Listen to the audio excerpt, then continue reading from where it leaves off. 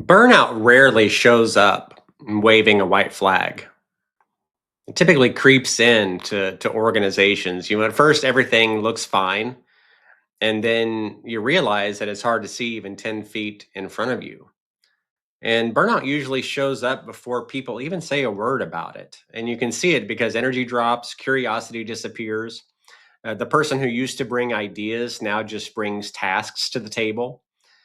Deadlines get met, but sometimes barely. And meetings feel heavier, like something's off. Jokes can even stop landing well. And that's not laziness, it's really exhaustion. Another big sign that leaders can see is emotional distance. Maybe shorter replies, less patience, more cynicism.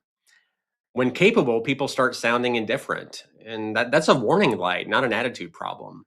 And if high performers suddenly start making small mistakes, don't scold them for it. Get curious.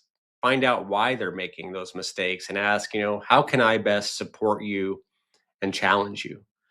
At the end of the day, burnout steals focus from real results. Now, here's the part that leaders often miss. Burnout isn't caused by one bad week. It's usually caused by prolonged misalignment.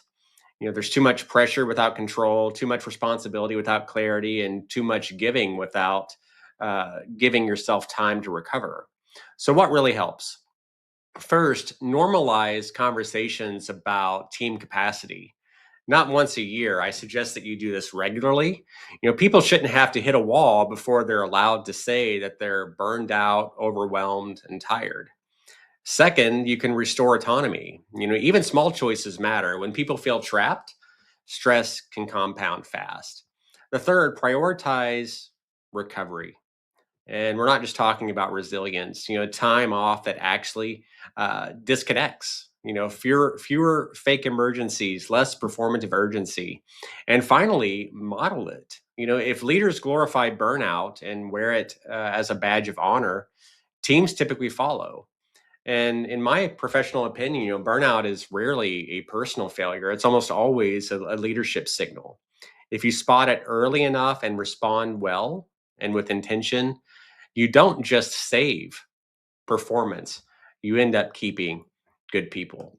If this resonated with you today, I'd like to encourage you to subscribe to our YouTube channel at Lead Empowered TV. And of course, you can always sign up for our newsletter, The Empowered Leader, right here via the QR code. Have a great day.